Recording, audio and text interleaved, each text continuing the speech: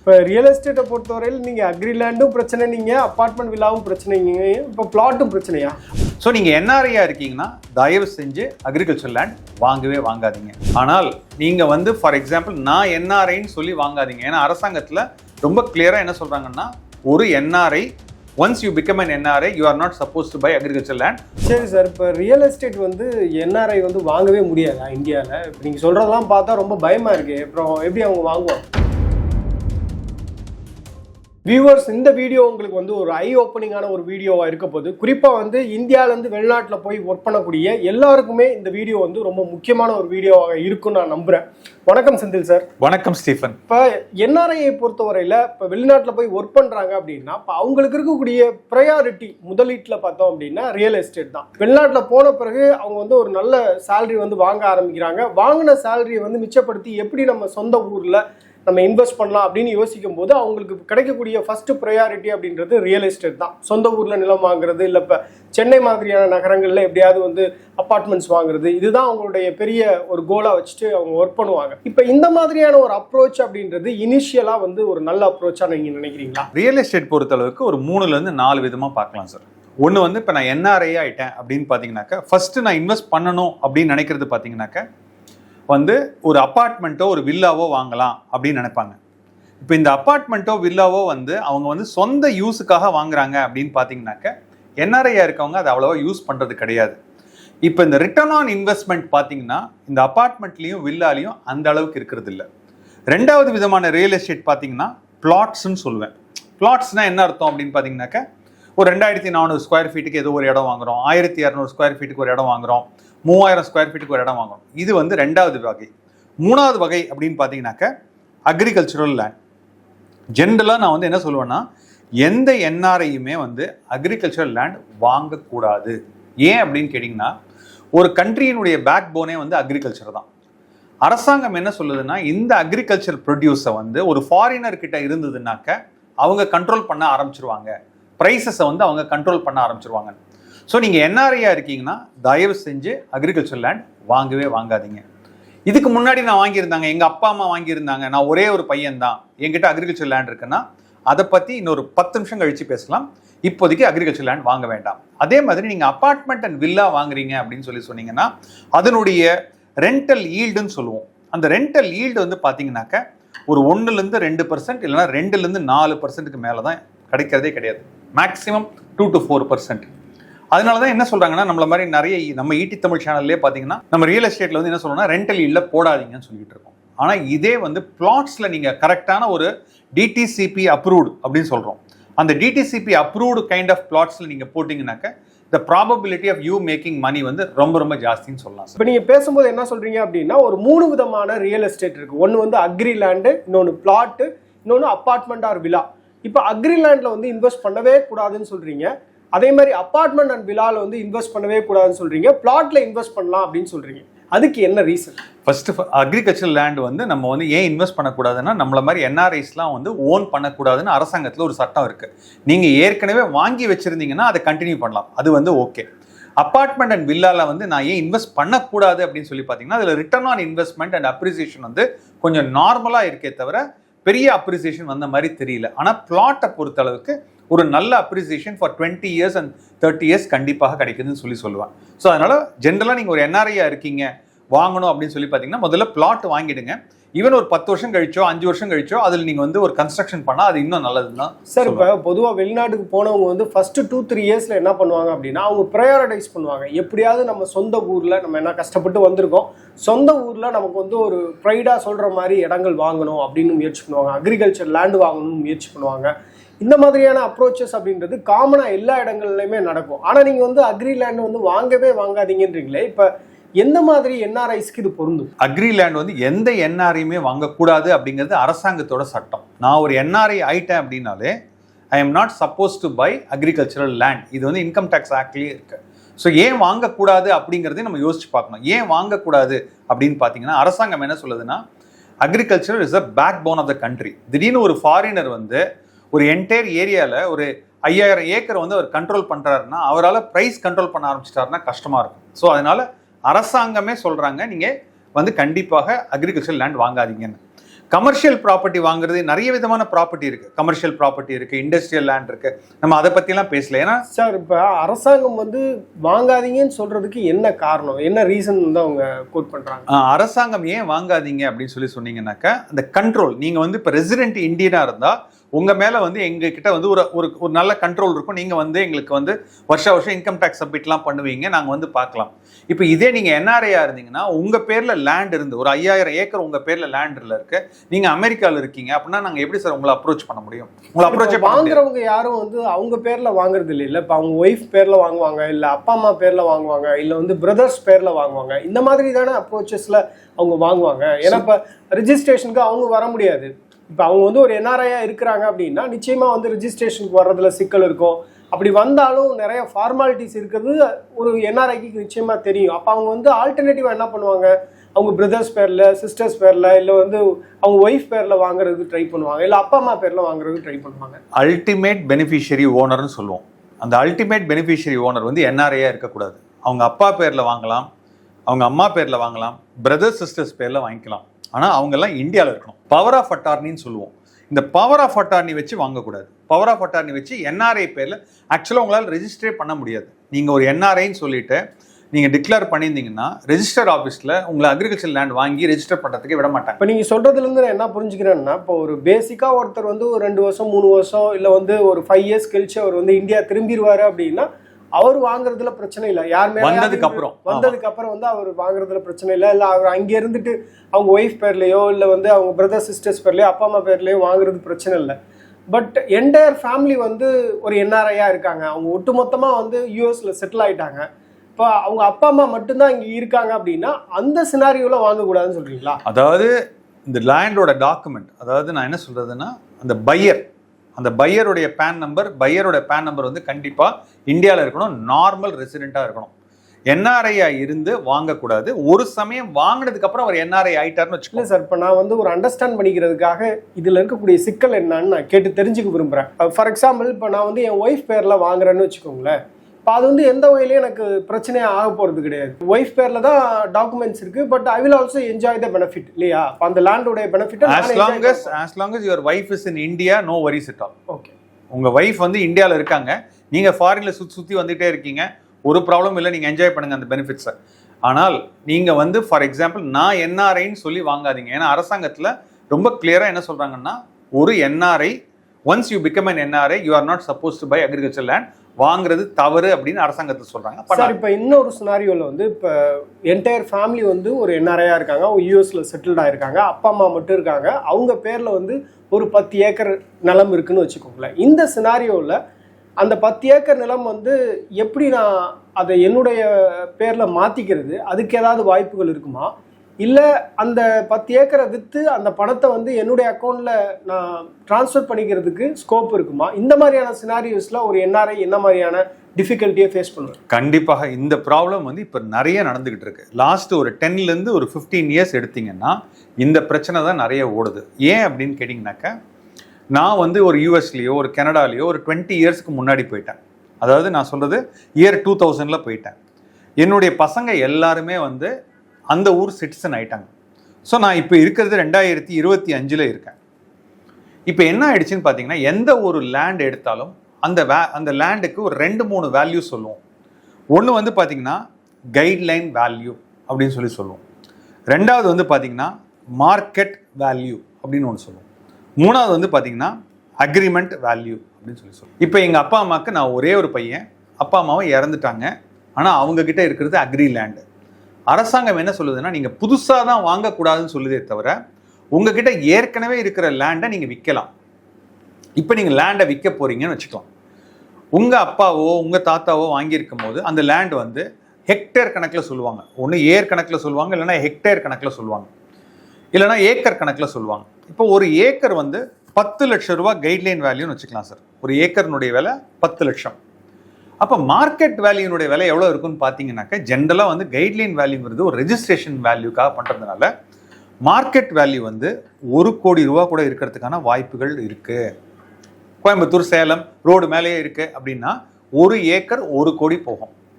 இப்போ என்ன பிரச்சனை வரும், இந்த என்ஆர்ஐக்கு என்னென்ன பிரச்சனைகள்லாம் வரும் அப்படிங்கிறது பார்க்கலாம்.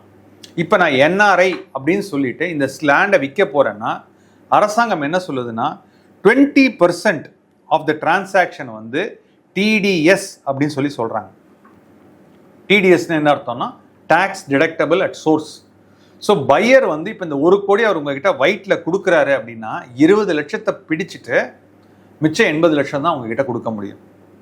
இப்போ இதை போய் அவர் ரெஜிஸ்டர் பண்ணுறதுக்காக போறாரு அப்படின்னாக்க ரெஜிஸ்டாருக்கு வந்து ரொம்ப சந்தோஷம். அதாவது ஆஹா 1 கோடி 10 லட்சத்தில் இருந்த கைட்லைன் வேல்யூ 1 கோடி இருக்கு.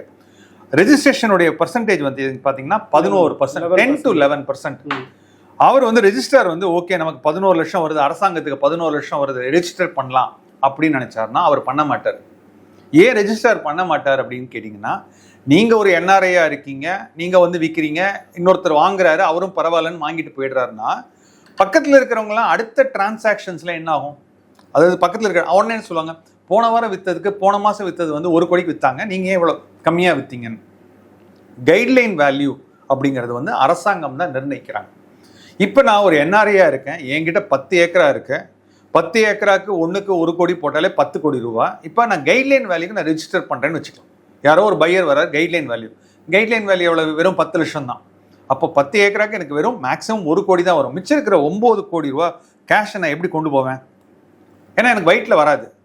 அப்போது என்ஆர்ஐக்கு இதுதான் இப்போ பெரிய பிரச்சனை. என்ஆர்ஐக்கு இருக்கிற பிரச்சனை இந்த ஒயிட் என்ன பண்ணுறது, பிளாக் என்ன பண்ணுறது. ஏன்னா நான் அமெரிக்கா சார், நான் இனிமேல் கோயிங் ஃபார்வர்ட் நான் ஒரு யூஎஸ் சிட்டிசனாக இருக்கேன்னா நான் 2 இடத்துலையும் டேக்ஸ் ஃபைல் பண்ணணும். இங்கே ஏமாற்றிட்டு அங்கேயும் போய் மாற்றினேன்னா என்னோட என்டையர் சிட்டிசன்ஷிப் ப்ராப்ளத்துக்கு வரலாம், க்ரீன் கார்டு ப்ராப்ளத்துக்கு வரலாம், என்ன வேணால் ப்ராப்ளத்துக்கு வரலாம். சரி பரவாயில்ல அப்படின்னு சொல்லிட்டு நான் வந்து இன்கம் ஃப்ரம் அதர் சோர்சஸ்ன்னு சொல்லுவோம். இப்போ இதே நான் வந்து ஒரு கேபிட்டல் கெயின் மாதிரி விற்றேன்னா, அதாவது ஒரு ரியல் எஸ்டேட்டில் கேபிட்டல் கெயின் மாதிரி விற்றேன்னா இண்டெக்ஸேஷன் பெனிஃபிட்னு ஒரு இருந்தது முன்னாடி. அந்த இண்டெக்ஸேஷன் பெனிஃபிட்டுக்கு அப்புறம் நம்ம ஜென்ரலாக என்ன பண்ணுவோம் அப்படின்னு பார்த்தீங்கன்னா 20% வரைக்கும் தான் நம்ம வந்து டேக்ஸ் கட்டுவோம். அதுதான் இருந்தது. போன வருஷம் இந்த நம்ம அரசாங்கம் என்ன பண்ணியிருந்தாங்கன்னா அதை ஃபுல்லாக ஸ்கிராப் பண்ணிட்டாங்கன்னா என்ன, கோயிங் ஃபார்வர்ட் வரக்கூடிய எல்லா ரியல் எஸ்டேட் டிரான்சாக்ஷனுக்கும் 2 டேக்ஸ் தான். ஒன்று 12.5% டேக்ஸு, அப்படி இல்லைன்னா லாங் டேர்ம்னா 12%, ஷார்ட் டேர்ம்னா 20%. கரெக்டா? ஷார்ட் டேர்ம்னா லெஸ் தேன் 2 இயர்ஸ். நல்லா கேட்டுக்குங்க, ரியல் எஸ்டேட் பொறுத்த அளவுக்கு லெஸ் தேன் 2 இயர்ஸ். 12.5னா மோர் தேன் 2 இயர்ஸ். இப்போ நான் இன்கம் ஃப்ரம் அதர் சோர்சஸ் மாதிரி நான் ஒரு 9 கோடி ரூபா நான் வாங்குறேன்னு வச்சுக்கோங்களேன் சார். அதை வந்து நான் வந்து 30%க்கு மேலே நான் டேக்ஸ் கட்டணும். ஐ திங்க் 35% சொன்னீங்க. அதாவது 35%னா அதில் இருக்கிற எஜுகேஷன் செஸ், அதுக்கப்புறம் 50 லட்சத்துக்கு மேலே போனால் ஒரு அமௌண்ட் கட்டணும், 1 கோடிக்கு மேலே போனால் சர்சார்ஜ் ஜாஸ்தி. ஏன் 35% சொல்றீங்க? 40-42% கூட போயிடும். ஸோ இப்போ என்ஆர்ஐக்கு இருக்கிற பிரச்சனை என்ன அப்படின்னு கேட்டிங்கனாக்கா, இந்த கைட்லைன் வேல்யூ, மார்க்கெட் வேல்யூ, இந்த பணத்தை நான் எப்படி அங்கே எடுத்துகிட்டு போகிறது, ப்ளஸ் இந்த டிடிஎஸ். இந்த டிடிஎஸ்ங்கிறது 20% டிடிஎஸ். சரி, இப்போ நான் டிடிஎஸ் இன்னைக்கு பிடிக்கிறேன்னு வச்சுக்கோங்க. ஃபார் எக்ஸாம்பிள் April 1, 2025 நான் வந்து விற்கும் போது டிடிஎஸ் பிடிச்சி பிளாக்ல வாங்குறது எல்லாமே அவர் வந்து டாக்ஸா கட்டிட்டு போக வேண்டியதான். பிளாக்ல வாங்குறது எப்படி வயிட்டு கொண்டு வரணுமே. பிளாக்ல வாங்குறத அக்கௌண்ட்ல போட்டிங்கன்னா இன்கம் ஃப்ரம் அதர் சோர்சஸ்னு வரும். ஸோ இதுக்குன்னு பார்த்தீங்கன்னாக்கா எப்படி நம்ம வந்து இதில் இன்னொரு பிரச்சனை வேற இருக்கு. இன்னொரு பிரச்சனைன்னு பார்த்தீங்கன்னா புரோக்கரேஜ் அப்படின்னு சொல்லுவேன். புரோக்கரேஜ்னு பார்த்தீங்கன்னா ஜென்ரலாக எவ்வளோ சார் புரோக்கரேஜ் கொடுப்பாங்க? ஜென்ரலாக 1 to 2%. 1 to 2% கொடுப்பாங்க. எப்படி 1 to 2% கொடுப்பாங்க அப்படின்னு கேட்டிங்கனாக்கா, ஒரு டிரான்சாக்ஷன் வேல்யூ வந்து ஒரு 50 லட்சம் 1 கோடி இருந்ததுன்னா 2% கூட கொடுக்கறதுக்கான வாய்ப்பு இருக்கு. இதே ஒரு 10 கோடி 20 கோடி 30 கோடியா இருந்ததுன்னா 1% வரைக்கும் போகக்கூடிய வாய்ப்பு இருக்கு.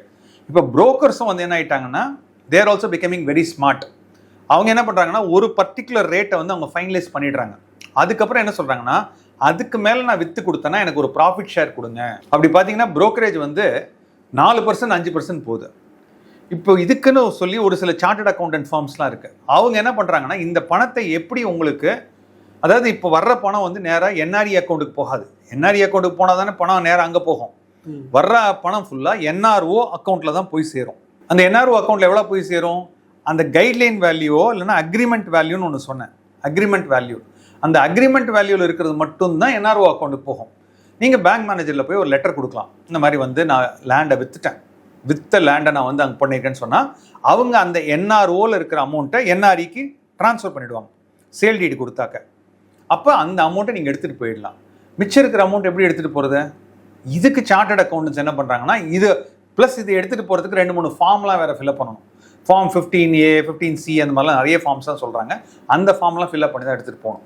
ஸோ இன்றைக்கி என்ஆர்ஐக்கு இருக்கக்கூடிய பெரிய பிரச்சனையே வந்து என்னென்னு பார்த்தீங்கன்னா, ஒரு ரியல் எஸ்டேட்டை விற்று இந்த TDS 20% கட்டி இந்த பேலன்ஸை எடுத்துகிட்டு போகிறது பெரிய பிரச்சனையாக இருக்குது. அப்புறம் இந்த TDSஐ கிளைம் பண்ணணும். அதை விட ரொம்ப ரொம்ப இம்பார்ட்டன்ட், போட்ட இதை வந்து அந்த 20% பிடிச்சாங்க பார்த்தீங்களா, இப்போ நான் ஏப்ரலில் விற்றேன்னா ஜூலை 2026 ஜூலை 2026 தான் என்னால் ஐடி ரிட்டர்னை ஃபைனலைஸ் பண்ண முடியும்.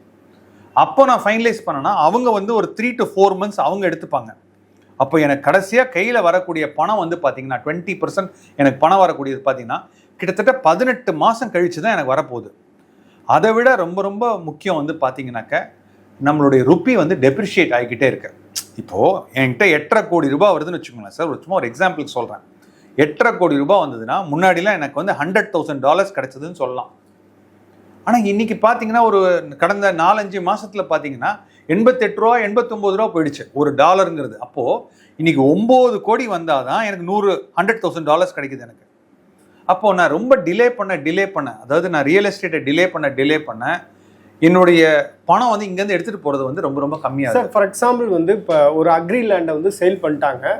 இப்போ அவர்கிட்ட வந்து ஒரு பிளாக்லையும் அவர் வாங்கிட்டார். வாங்கின பிளாக் மணியை வந்து என்ன பண்ணுறாரு, அவர் ரிலேட்டிவ்ஸ்லாம் கொடுத்து எனக்கு அனுப்பிச்சிருங்க அப்படின்னு சொல்லி மறைமுகமாக அனுப்புறதுக்கான வாய்ப்பு அப்படின்றது லூப் ஹோல் அப்படின்றது இருக்கா சார்? அதாவது சின்ன அமௌண்ட்டாக இருந்ததுனாக்கா, நான் சின்ன அமௌண்ட்டுன்னா என்ன சொல்கிறேன்னா, ஒரு 50,000 கொடுக்குறீங்க, 75,000 கொடுக்குறீங்க, 1 லட்சம் கொடுக்குறீங்கன்னா சின்ன அமௌண்ட்டுக்கு வந்து இன்னைக்கு இருக்கிற இன்கம் டேக்ஸில் இன்னைக்கு இருக்கிற இன்ஃபோசிஸ் தான் வந்து ஐடி டேட்டா பேஸ் எல்லாத்தையும் செக் பண்ணிட்டு இருக்காங்க.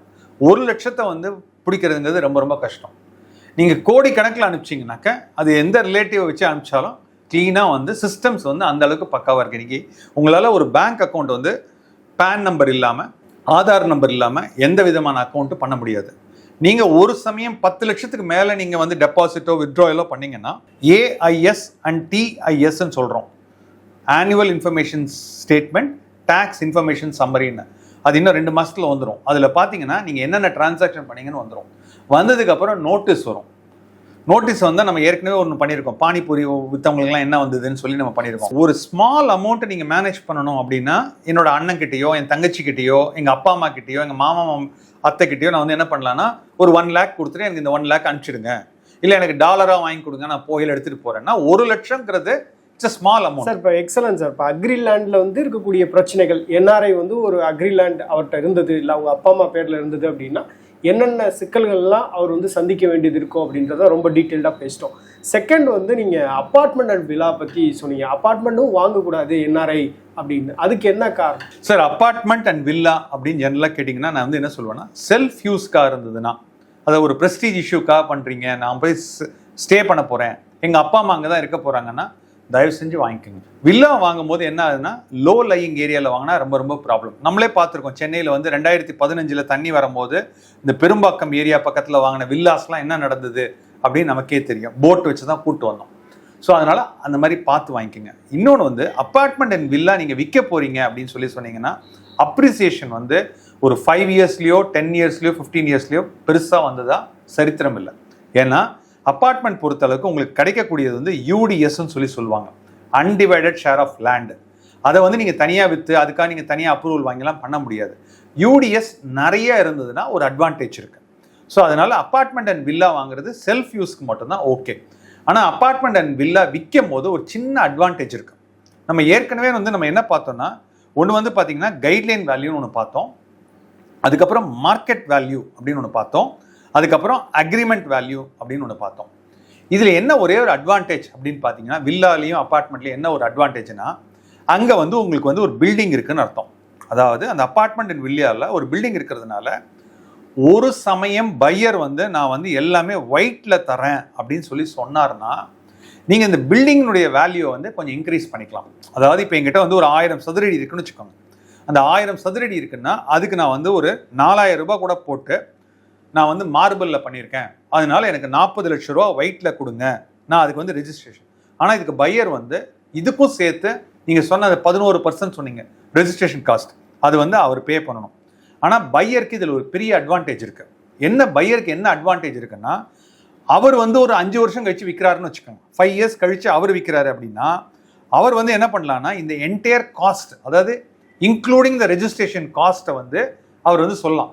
நான் டோட்டல் பர்ச்சேஸ் ப்ரைஸில் நான் இவ்வளோ வாங்கியிருக்கேன், 11% ரெஜிஸ்ட்ரேஷன் பண்ணியிருக்கேன், இதை பேஸ் பண்ணி நான் கேபிட்டல் கெயின்ஸை கம்ப்யூட் பண்ணிக்கலாம். சார் இப்போ ரீசெண்ட் டேஸில் நான் பார்க்குறது இந்த அப்பார்ட்மெண்ட் விழா வந்து யார் ப்ரிஃபர் பண்ணுறாங்கன்னு பார்த்தோம்னா என்ஆர்ஐஸ். பொதுவாக அவங்க வந்து இப்போ இந்தியாவுக்கு வந்து போகணும் அப்படின்னா அவங்க வந்து சென்னை மாதிரியான இடத்துல நமக்கு ஒரு அப்பார்ட்மெண்ட் வேணும், இல்லை Tier 2 Tier 3 சிட்டிஸில் இருக்காங்கன்னா அங்கே வந்து நம்ம ஒரு ப்ராமினெண்டான பிளேஸில் அப்பார்ட்மெண்ட் விழா மாதிரி வேணும் அப்படின்னு நினைக்கிறாங்க. இது ஒரு கேட்டகரி. இன்னொரு கேட்டகரி பார்த்தோம் அப்படின்னா வயதான பேரண்ட்ஸ் அவங்களுக்கு இருக்கிறாங்க அப்படின்னா அவங்கள எப்படியாவது ஒரு கேட்டட் கம்யூனிட்டி அப்பார்ட்மெண்ட்டில் போடணும், ஸோ தட் அவங்க வந்து ஒரு செக்யூர்டாக ஃபீல் பண்ணுவாங்க அப்படின்னு ஒரு முயற்சிகள் எடுக்கிறாங்க.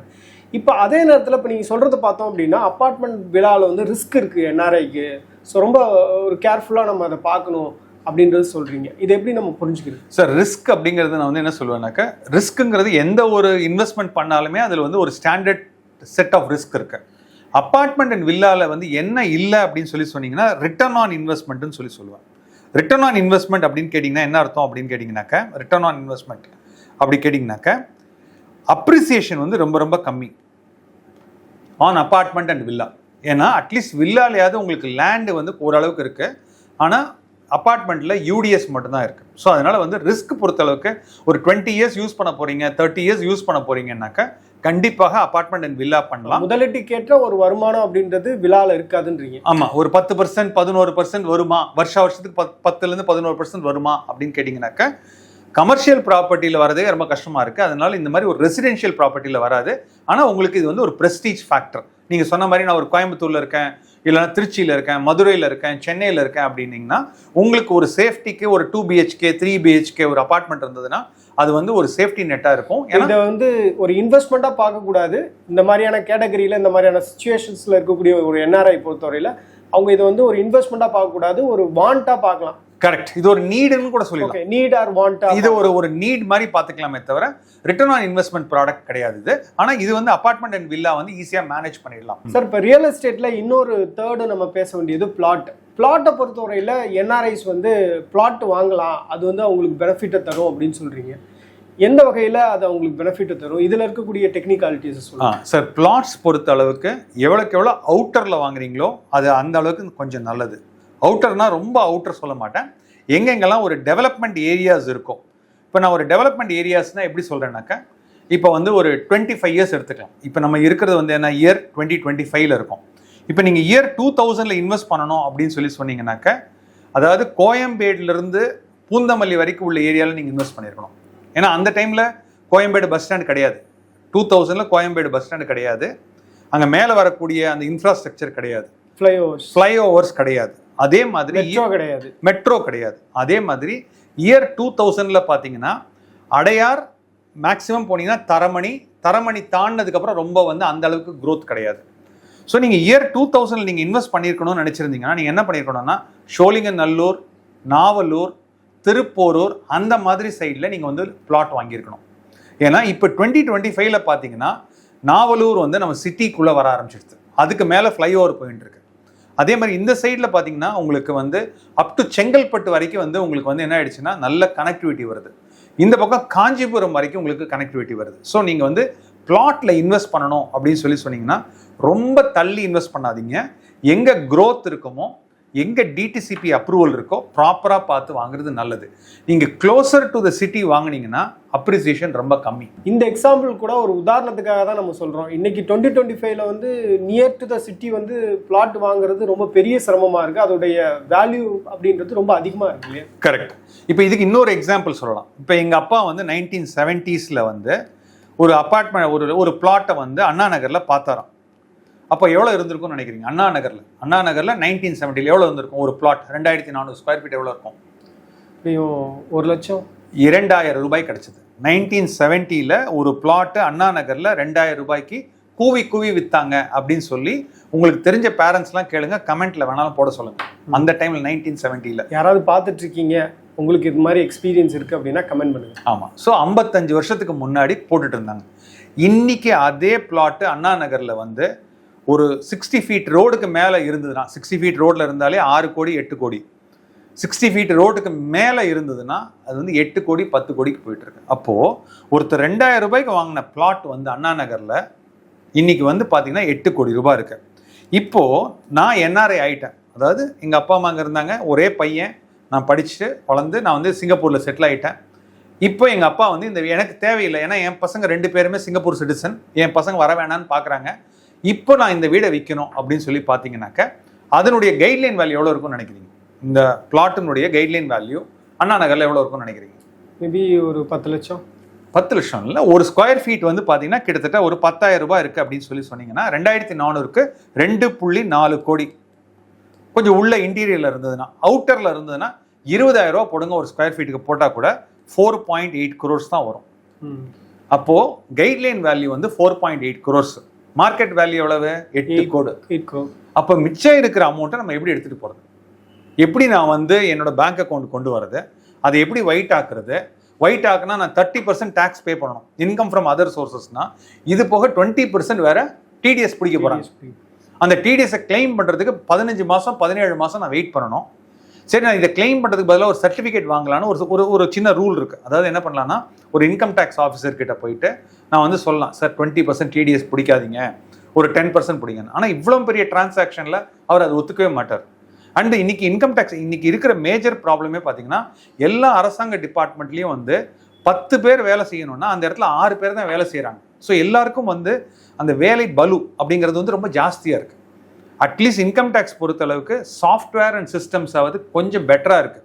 இன்ஃபோசிஸ் வந்ததுக்கப்புறம் அவங்களுடைய மென்பொருள் சொல்லலாம், அது வந்து கொஞ்சம் சாஃப்ட்வேர்ஸ் வந்து ரொம்ப நல்லா இருக்கிறதுனால கொஞ்சம் மேனேஜ் பண்ணுறாங்க. அப்படி இருக்கும்போது எப்படி வந்து ஒரு என்ஆர்ஐயால் இந்த மாதிரியான ஒரு ரியல், நான் சொல்கிறதெல்லாம் வந்து ஒரு ரியல் லைஃப் எக்ஸாம்பிள். சார் இன்னொரு மேஜர் ப்ராப்ளம் வந்து ப்ரோக்கரேஜ்.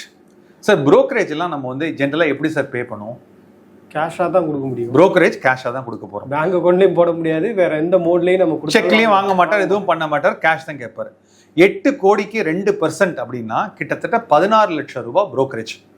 நீங்கள் இன்கம் டேக்ஸில் வந்து என்ன சொல்கிறாங்க அப்படின்னீங்கன்னா, ப்ரோக்கரேஜ் பே பண்ணாக்க நீங்கள் வந்து கிளைம் பண்ணலாம் அப்படின்னு சொல்லி ஒரு ரூல் இருக்குது. அதாவது வர்ற வருமானத்தில் நீங்கள் ப்ரோக்கரேஜ் கொடுக்குறீங்க.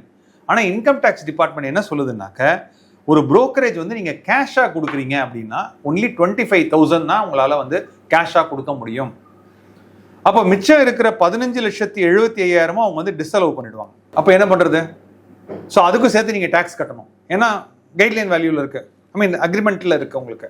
ஸோ இப்போ இதுக்கெல்லாம் என்ன இருக்குது அப்படின்னு பார்த்தீங்கன்னா, இதுக்காக என்ன பண்ணுறாங்கன்னா, இதுக்கெல்லாம் ஸ்பெஷலைஸ்டாக வந்து டேக்ஸ் கன்சல்டன்ஸ் இருக்காங்க, ஆடிட்டர்ஸ் இருக்காங்க, அட்வைசர்ஸ் இருக்காங்க. இதெல்லாம் போய் அவங்கள வேற நம்ம எஜுகேட் பண்ணணும். அவங்களுக்கு எஜுகேட் பண்ணி நீங்கள் பேன் நம்பர் வாங்குங்க, நீங்கள் ஆதார் நம்பர் வாங்குங்க, இதுக்கு நீங்கள் எப்படி வந்து எக்ஸ்பென்ஸ் கிளைம் பண்ணலாம், உங்களுக்கு டிடிஎஸ் வேற பிடிக்கணும். ஒரு ப்ரோக்கரேஜுக்கு நான் பேமெண்ட் கொடுக்குறேன்னா அந்த டிடிஎஸ் வந்து ஒரு 1%, 2%, முன்னாடிலாம் 10% இருந்தது. இந்த அரசாங்கம் இந்த தடவை வந்து குறைச்சிருக்காங்க. ஸோ அந்த மாதிரி ப்ரோக்கரேஜுக்கு நான் பே பண்ணுறேன்னா டிடிஎஸை பிடிச்சி அவங்க பேன் நம்பரில் கட்டிட்டு தான் பண்ணணும். இப்போ ரியல் எஸ்டேட்டை பொறுத்தவரையில் நீங்கள் அக்ரிலேண்டும் பிரச்சனை, நீங்கள் அப்பார்ட்மெண்ட் வில்லாவும் பிரச்சனைங்க, இப்போ பிளாட்டும் பிரச்சனையா? அது பிளாட் எல்லாமே, அதாவது என்ஆர்ஐ பொறுத்த அளவுக்கு ஒரு ரியல் எஸ்டேட்டை விற்கணும் அப்படின்னாலே என்னை பொறுத்தளவுக்கு இந்த டிடிஎஸ் பிடிக்கிறது, அதை விட ரொம்ப ரொம்ப இம்பார்ட்டன்ட் வந்து என்னன்னாக்க, ஃபர்ஸ்ட்டு உங்கள் டேன் நம்பரை வந்து நீங்கள் இவர்கிட்ட கொடுக்கணும். ஒரு இதுக்கு வந்து இதோட ரொம்ப வந்து பையர் ஒருத்தர் வாங்குறாரு பார்த்தீங்களா, அவர்கிட்ட வந்து வெறும் பேன் நம்பர் மட்டும் பத்தாது, அவர் வந்து ஒரு டேன் நம்பர்னு சொல்லுவோம், அதை முதல்ல வாங்கணும். வாங்கிட்டு உங்கள் பேரில் வந்து 20% கட்டினதையும் சேர்த்து ரசீது சேர்த்து கொடுக்கணும். ஸோ ஜென்ரலாக வந்து இப்போ என்ஆர்ஐ வந்து ரியல் எஸ்டேட் விற்கணும்னா ஏகப்பட்ட ப்ராப்ளம் இருக்குன்னு. சரி சார், இப்போ ரியல் எஸ்டேட் வந்து என்ஆர்ஐ வந்து வாங்கவே முடியாதா இந்தியாவில்? இப்போ நீங்கள் சொல்கிறதெல்லாம் பார்த்தா ரொம்ப பயமாக இருக்குது. அப்புறம் எப்படி அவங்க வாங்குவாங்க சார்? அதாவது உங்களோட டிரான்சாக்ஷன் வேல்யூ ரொம்ப கம்மியாக இருந்ததுன்னா பயப்படுறதுக்கு ஒன்றுமே கிடையாது. டிரான்சாக்ஷன் வேல்யூ 5 லட்சம் இருக்குது, 10 லட்சம் தான் இருக்குது, 1 கோடி தான் இருக்குது, 20 லட்சம் தான் இருக்குன்னா எந்த விதமான பிரச்சனையும் கிடையாது. ஆனால் இந்த ரியல் எஸ்டேட்னுடைய டிரான்சாக்ஷன் வேல்யூ 5 கோடி போயிருக்கு, 10 கோடி போயிருக்கு, அண்ணா நகரில் இருக்கிற மாதிரி 8 கோடி போயிருக்கு, இல்லை வந்து நான் வந்து 10 ஏக்கரா லேண்ட் இருக்கு, அந்த 10 ஏக்கரா லேண்டினுடைய வேல்யூ வந்து 10 கோடி இருக்குன்னா, கோடி கணக்கில் போகுதுன்னா கண்டிப்பாக ரியல் எஸ்டேட் வந்து அதுவும் என்ஆர்ஐஸ்க்கு ஒரு பெரிய சேலஞ்சாக இருக்குது. இப்போ இந்த என்ஆர்ஐஸ் வந்து ஹேக்கே பண்ண முடியாதா இந்த மாதிரியான டிரான்சாக்ஷனில்? ஹேக் பண்ணுறதுங்கிறது அதுக்குன்னு ஒரு அதாவது டேக்ஸ் பொறுத்தளவுக்கு 2 விஷயம் இருக்குது சார். ஒன்று வந்து பார்த்தீங்கன்னா டேக்ஸ் பிளானிங், இன்னொன்று வந்து பார்த்தீங்கன்னா டேக்ஸ் எவேஷன். நான் எல்லாருக்கிட்டையும் என்ன சொல்லுவேன்னா, தயவு செஞ்சு டேக்ஸ் எவேஷன் மட்டும் பண்ணாதீங்க. ஏன்னா நீங்கள் டேக்ஸ் எவேஷன் பண்ணிங்கன்னா உங்களுக்கு இந்தியாவிலையும் ப்ராப்ளம் இருக்குது. நீங்கள் ஒரு அமெரிக்கன் சிட்டிசனாக இருக்கீங்க, இல்லை ஒரு கெனடியன் சிட்டிசனாக இருக்கீங்க, ஆஸ்திரேலியன் சிட்டிசனாக இருக்கீங்கன்னா அவங்களுக்கு கண்டுபிடிச்சாங்கன்னா உங்க பேர் கெட்டு போயிடும் சார், உங்க ரெப்புடேஷன் கெட்டு போயிடும். ஸோ தயவு செஞ்சு டாக்ஸ் எவேஷன் பண்ணாதீங்க. அதுக்கு பதிலாக என்ன பண்ணுங்க அப்படின்னீங்கன்னா டாக்ஸ் பிளானிங் பண்ணுங்க. இப்போ வாங்குற பணத்தை, இப்போ ஃபார் எக்ஸாம்பிள் என்கிட்ட ஒரு சொல்யூஷன் கேட்குறீங்க அப்படின்னு கேட்டிங்கன்னா நான் என்ன சொல்லுவேன்னா, இப்போ இதே டிரான்சாக்ஷன் வந்து ஒரு 3 மாதம் 6 மாதத்துக்கு முன்னாடி நீங்கள் பண்ணியிருக்கீங்கன்னு வச்சுக்கோங்களேன். அப்போ நீங்கள் ஸ்டாக் மார்க்கெட் பார்த்தீங்கன்னா செப்டம்பர் அக்டோபர்லாம் பீக்கில் இருந்தது. இப்போ ஸ்டாக் மார்க்கெட் வந்து ஒரு 30% டவுனில் இருக்கு. நான் என்ன சொல்லுவேன்னா, ஒரு சமயம் இந்த மாதிரிலாம் நீங்கள் விற்றீங்க, என்ஆர்ஐ ரியல் எஸ்டேட் விற்றுருக்கீங்க, உங்ககிட்ட பணம் இருக்குன்னா இப்போ ஆடி தள்ளுபடி மாதிரி ஒரு 25% மார்க்கெட் ஸ்மால் கேப் மிட் கேப்லாம் 25% கீழே விழுந்திருக்குன்னா, இப்போ நான் என்ன சொல்லுவேன்னா, ஒரு அமௌண்ட்டை தூக்கி ஈக்விட்டி மார்க்கெட்ஸில் போட்டு வச்சுக்கோங்க. எப்போ மார்க்கெட் ரெக்கவர் ஆகுதோ கொஞ்சம் கொஞ்சமாக பணத்தை எடுத்துகிட்டு போங்க. எல்லா பணத்தையும் அட் அ டைமில் எடுத்துகிட்டு போகணுன்னா தான் ப்ராப்ளம். ஸோ நீங்கள் டேக்ஸ் பிளானிங் மாதிரி பண்ணுறது ரொம்ப ரொம்ப நல்லதுன்னு சொல்லுவேன். டேக்ஸை மட்டும் எவேட் பண்ணாதீங்க. தேங்க்யூ சார், ரொம்ப யூஸ்ஃபுல்லாக இருந்திருக்குன்னு நினைக்கிறேன். வியூவர்ஸ், உங்களுக்கு இந்த வீடியோ அப்படின்றது ரொம்ப பிடிச்சிருந்தது அப்படின்னா, இதுலேருந்து ஏதாவது நீங்கள் லேர்ன் பண்ணியிருந்தீங்க அப்படின்னா கமெண்ட் செக்ஷனில் அதை சொல்லுங்கள். Thank you sir. நன்றி, வணக்கம், தேங்க்யூ. மேலும் ஈடி தமிழ் சேனல்ல வரப்போகும் பிசினஸ் மற்றும் அது ரிலேட்டடான வீடியோவை பார்க்க உடனே கீழே இருக்க சப்ஸ்கிரைப் பட்டனை கிளிக் பண்ணுங்க.